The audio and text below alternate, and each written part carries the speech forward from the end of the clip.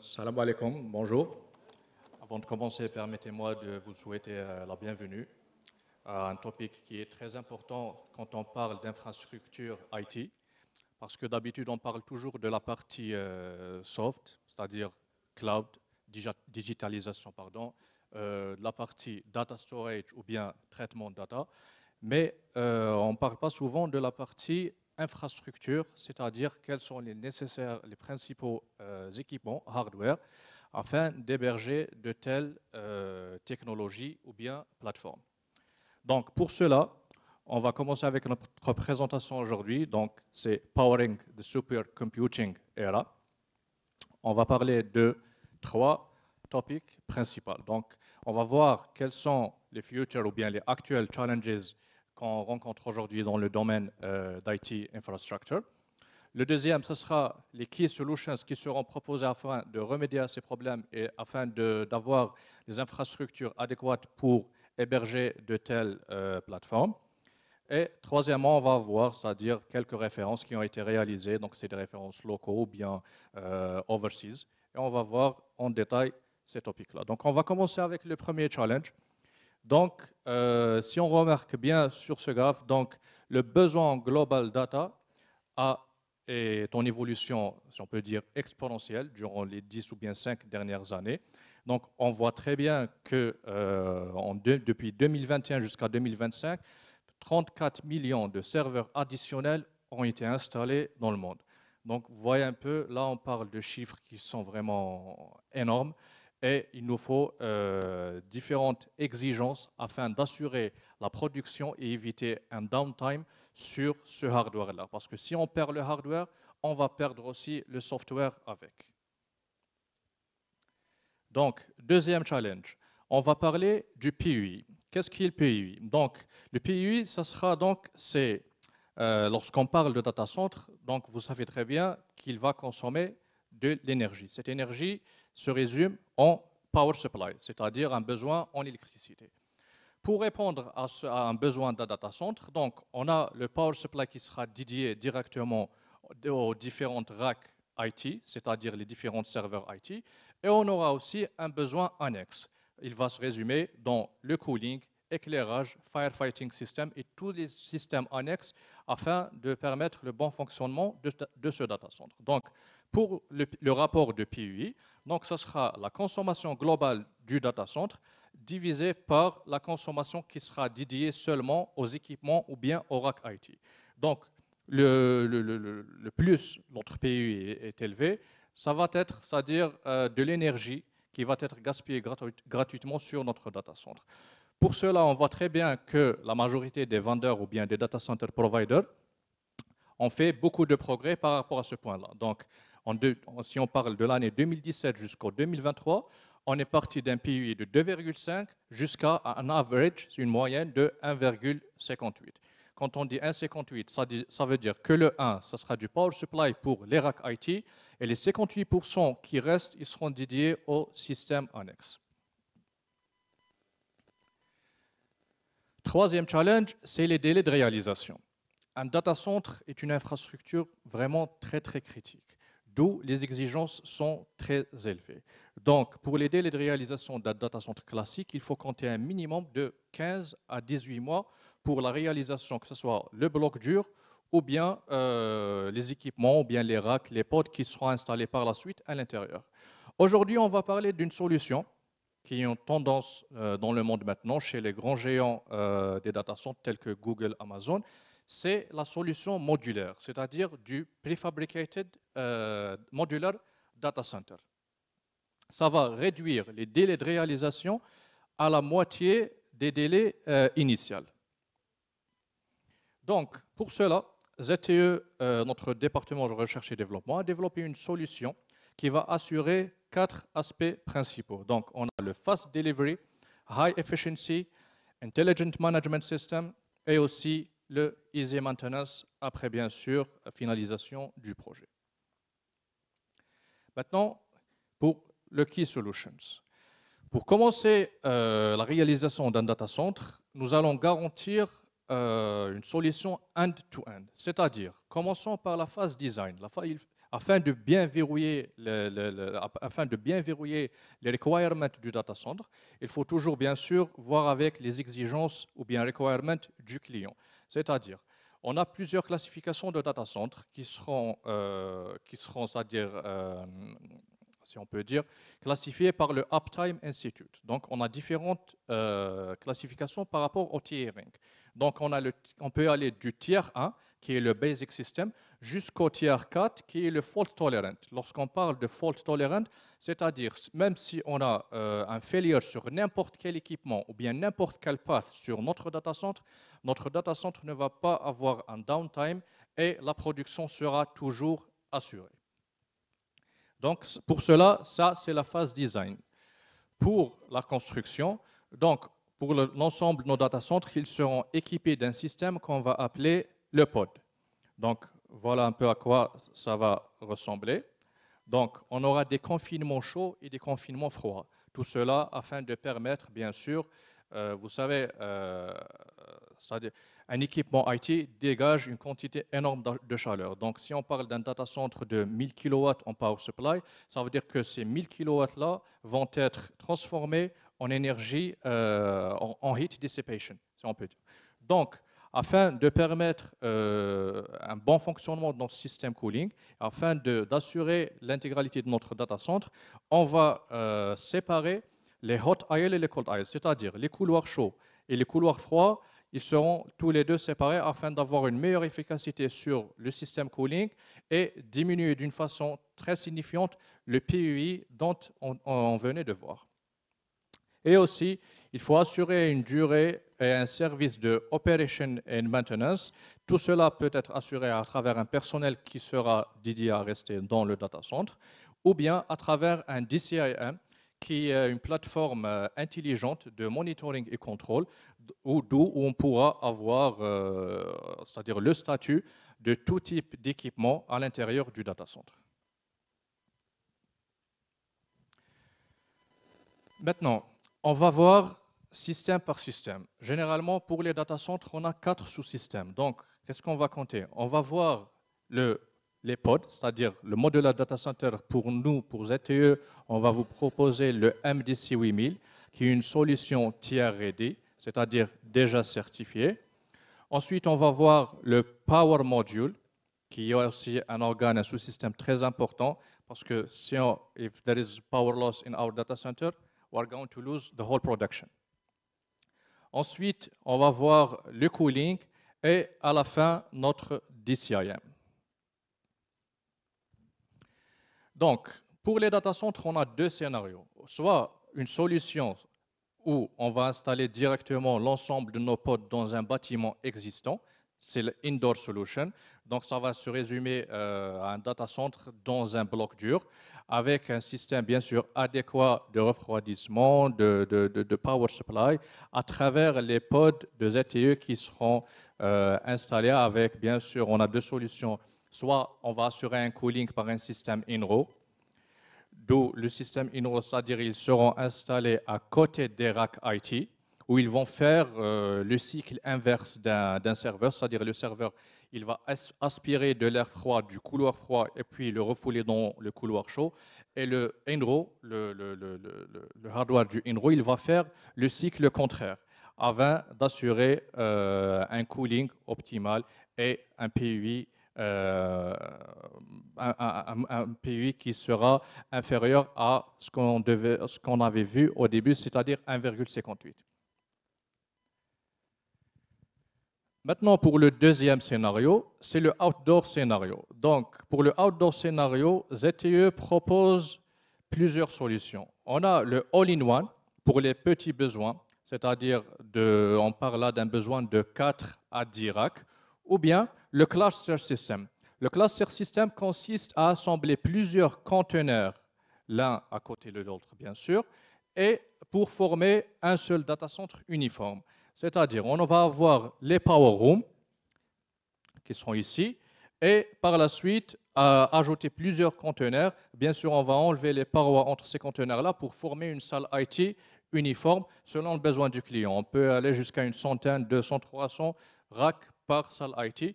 Et aussi, je dois rajouter que pour chaque système de cluster, on a la capacité de faire une extension en dessous. C'est-à-dire, pour les conteneurs de ZTE, on a la capacité d'aller jusqu'à 3 layers de conteneurs. C'est-à-dire, par exemple, si un client, pour cette année-là, il a un besoin de 100 racks, pour l'année prochaine, il veut faire une extension, pas la peine d'acquérir un autre terrain ou bien de se délocaliser. Pardon. Donc, on peut aller juste en hauteur pour rajouter un deuxième data center ou bien même un troisième. Donc, pour la solution all-in-one, ça sera donc une solution où tous les sous-systèmes seront intégrés dans un seul conteneur. On a ici le cooling, donc les power modules, firefighting system et le pod en lui-même.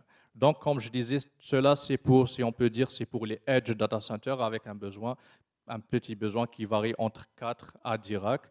Et pour les systèmes cluster, on en a déjà parlé. Donc, voilà, c'est une solution stackable. Et aussi, ce qu'on doit retenir de la présentation d'aujourd'hui, c'est les 3 mots, c'est CSS. Donc, la solution de ZTE en termes de data center, elle est customizable, secure and scalable. Parce que quand on parle de la partie scalable, ce qui est peut-être la plus importante en termes de data center, où le besoin n'est pas forcément défini au début, mais c'est un besoin qui va monter en exponentiel. Donc, comme assumption, on va juste prendre un exemple d'un data center de 100 racks, donc ce qui a été réalisé, je pense, pour un de nos clients. On va prendre comme assumption aussi que le rack density, ça sera du kilowatt par rack. Donc, qu'est-ce qu'il faut assurer ou bien remarquer sur ce slide-là? C'est que pour le système power, on voit très bien qu'on a une redondance en 2N. C'est-à-dire redondance en 2N sur les capacity equipment, mais aussi sur le pathing system. C'est-à-dire donc avoir 2 power modules A et B, 2 systèmes UPS A et B, et bien sûr, on parle de pathing. Donc pour les bus bars afin d'alimenter les racks IT, ce sera aussi du A et B. On a un failure sur le A, c'est le B qui va assurer le backup. Donc voilà, une petite schématisation 3D pour un data center de son rack, bien sûr en optimisant au maximum le footprint. Donc on a les 2 power rooms, la salle IT, on a bien sûr 2 groupes électrogènes afin d'assurer une redondance et aussi 2 fuel tanks. C'est que le truc avec le data center, pourquoi on peut dire que c'est une infrastructure qui est vraiment critique, même plus critique si on parle de classification du tiering, c'est les exigences dans le domaine de data center, ils sont beaucoup plus élevés même que par rapport à un sous-marin nucléaire. Pourquoi? Un sous-marin peut accoster dans un port ou bien pour faire la maintenance nécessaire, il peut supporter un downtime. Pour un data center, un downtime n'est pas tolérable à n'importe quel moment. Donc, pour cela, il faut assurer que tous les sous-systèmes fonctionnent, il faut qu'ils soient bien intégrés entre eux-mêmes et bien sûr assurer une fonctionnalité optimale. Donc, on va voir sous-système par sous-système. Pour le Power System, donc ZTE a développé sa propre solution lorsqu'on parle de Power Supply. Donc, on a le Prefabricated Power Module. Donc, on voit ici que c'est une nouvelle technologie qui a été développée par ZTE. Donc, on a de la partie transformateur qui sera redirigée après aux UPS, après le feeder et directement par ce bus bar-là au rack IT. Bien sûr, en double pathing A et B. Ce système-là qui a été développé va nous permettre la diminution du footprint de 40% et augmenter l'efficacité énergétique de 3%. Ces 40%-là, ils peuvent être rajoutés dans la salle IT, ou bien on peut les utiliser comme, par exemple, je sais pas, comme Power Room pour les batteries, ou bien même rajouter un autre pod dans le data center, parce qu'on sait très bien, lorsqu'on parle de data center, le footprint est vraiment très, c'est-à-dire élevé comme valeur. Maintenant, on reste sur le Power System. On va parler un peu des UPS qui seront proposés par ZTE. Donc, on a plusieurs partenaires dont on a déjà travaillé. Et, pardon, il y a un petit problème avec.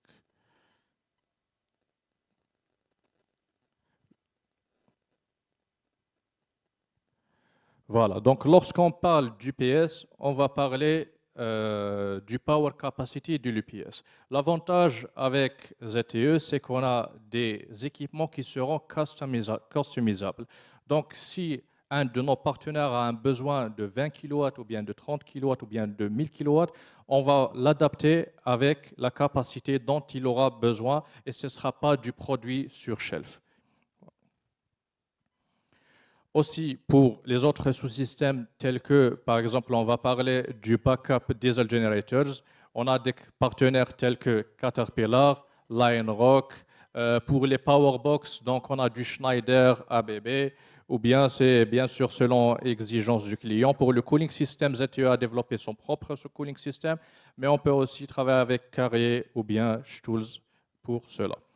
On va passer maintenant au lot HVAC, qui sera le cooling du data center. Avant même de commencer le choix des équipements, une étude et une note de calcul et un design de ce dernier doit être établi. Il doit être établi sur quoi? En se basant sur les documents d'Ashray.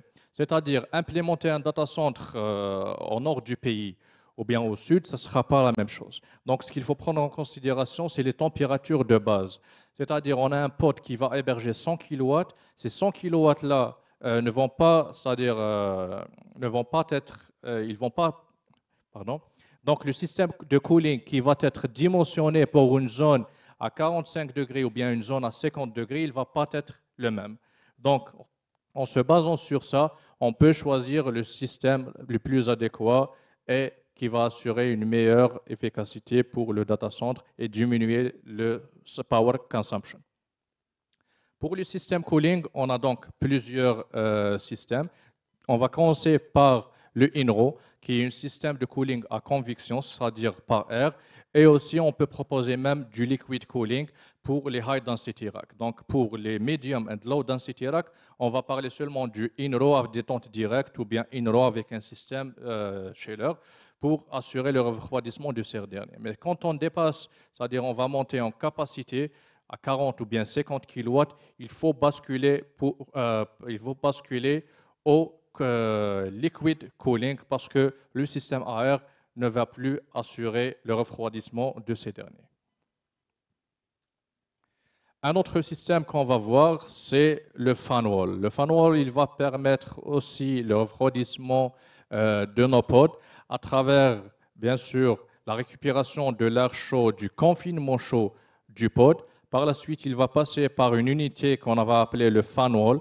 Ce fan wall-là, il est équipé d'une batterie froide qui va être alimentée par un groupe d'eau glacée ou bien un chiller qui sera localisé à l'extérieur pour que par la suite, elle va bien sûr assurer un refroidissement à travers un faux plancher afin de refroidir les racks IT et assurer le pod. Troisième système pour le high density, comme je disais, c'est le liquid cooling.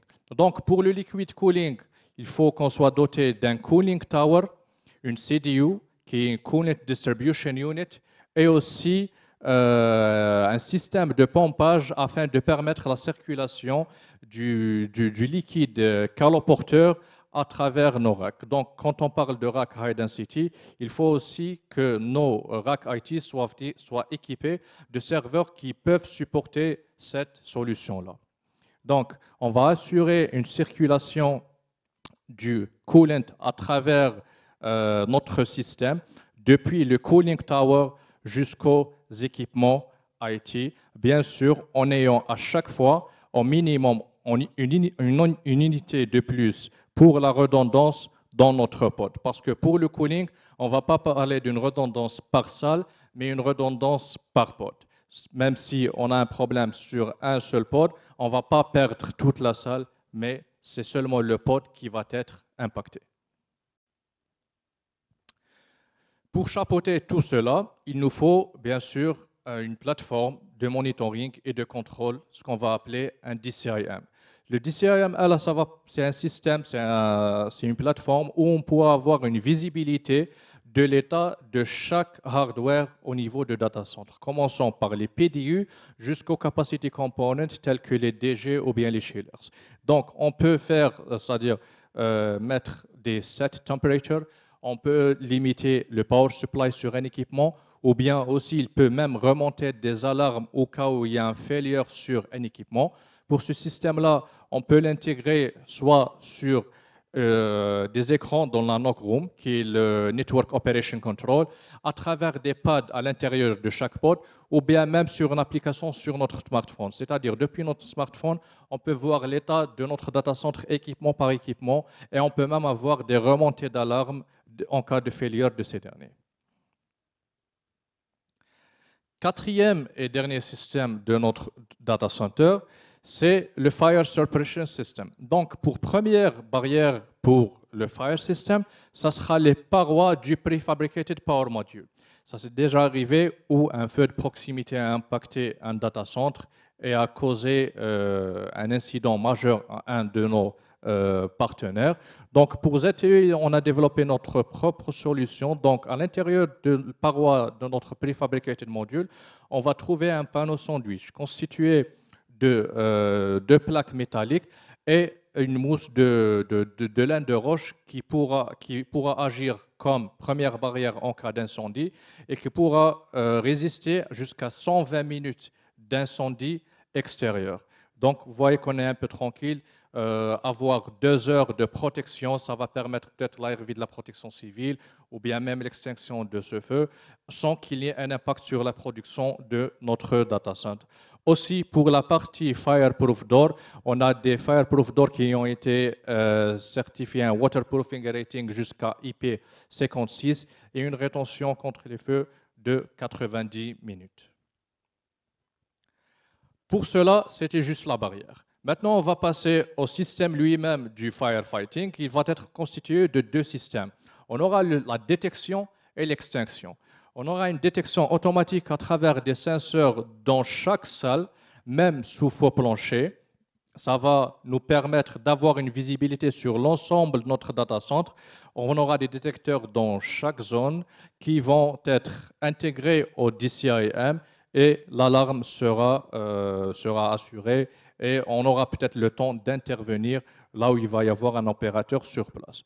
Dans le cas où on ne peut pas, c'est-à-dire ce n'est pas une fausse alarme et on doit intervenir, là on a un deuxième système qui est l'extinction. Donc le deuxième système consiste à avoir un réseau de gaz qui va agir comme agent extincteur, soit du FM200 ou bien du gaz Novec, afin de mettre fin à un départ de feu où généralement le déclenchement de ces derniers sera manuel, bien sûr, après arrivée d'un opérateur sur place. Parce que pour la plupart du temps, il y a des cas où c'était juste, c'est-à-dire une poussière qui sera détectée comme fumée. Donc, on ne va pas à chaque fois lâcher les gaz dans une salle. On va tout d'abord vérifier ça, ou bien on peut programmer tout cela sur notre DCIM, avoir, c'est-à-dire un temps de délai, mettre 60 secondes. Si l'alarme persiste, on va lâcher le gaz dans notre salle.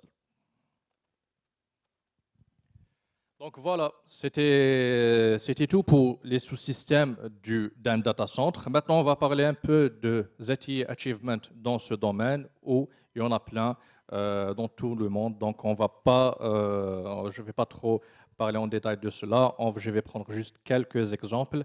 On va commencer par, on peut dire, le bijou de ZTE. Our own successful case, c'est la réalisation d'un data center en Chine qui est pour le Tencent T-Based Data Center, which is Internet Provider for China. Donc, c'est un data center de 14 000 racks. Donc, vous imaginez un peu l'ampleur d'un tel projet, d'un projet pareil. Donc, le projet a été réalisé dans une durée de 5 mois à travers plusieurs phases. Bien sûr, en respectant le confinement cold aisle, hot aisle, et même en ayant un système intelligent d'opération et maintenance où il y a même des robots qui font l'inspection physique des racks et des pods IT. Comme deuxième projet, on a aussi le China Mobile Unified DC Operation Platform. C'est 8 data centers avec une quantité globale de 10 000 racks qui a été aussi réalisé en Chine pour China Mobile. Un autre projet qui a été dédié pour la colocation, Il a été réalisé au Bangladesh, donc c'est un data center de 600 racks qui a été certifié Tier 4. Donc pour le Tier 4, ça sera du fault tolerant, c'est-à-dire en cas de failure, le failure va être isolé et bien se remédier de façon automatique sans qu'il y ait intervention d'un être humain. Bien sûr, ça va supporter one failure at a time. À partir de deux failures, là on sort un peu du requirement ou bien des exigences de uptime tiering system. Aussi, comme référence locale, un projet qui a été récemment inauguré, c'est le data center de Ooredoo au niveau de Constantine. Donc, c'est un data center qui a été certifié aussi récemment Tier 3, concurrently maintainable. Donc, c'est un projet de 50 racks où, bien sûr, tout a été respecté. Donc, 2N configuration for the power system and +1 cooling. Donc, Ooredoo, je pense qu'ils ont déjà eu l'assertif, voilà. Ils ont eu l'assertif en 9 novembre 2024.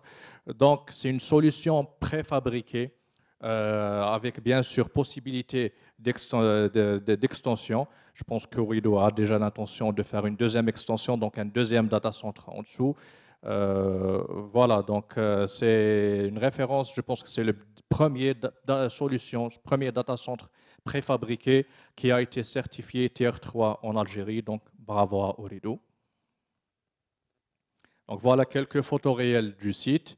Donc on voit ici bien sûr, si je ne vous dis pas que c'est une solution préfabriquée, je ne pense pas qu'on va faire trop la différence. Donc c'est un système de conteneurs qui vont être installés l'un à côté de l'autre. Et après, ils vont être, c'est-à-dire il va y avoir un revêtement avec une oil co-bond. On voit ici très bien les deux diesel generators, les deux fuel systems, outdoor cooling unit.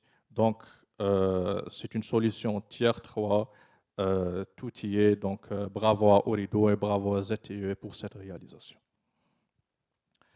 Aussi, un autre projet qui a été réalisé en temps record, c'est le data center pour le ministère des Finances qui a été réalisé depuis la phase design, construction, shipment et delivery. Tout a été réalisé dans une durée de 3 mois et demi. Donc, vous voyez un peu l'avantage d'avoir une solution préfabriquée ou bien indoor qui sera livrée directement sur site. Bien sûr, tout cela après avoir validé le HLD et LLD design par le client. Donc voilà, c'était tout pour la partie data center. Je vous remercie pour votre attention et si vous avez des questions, je serai honoré de répondre.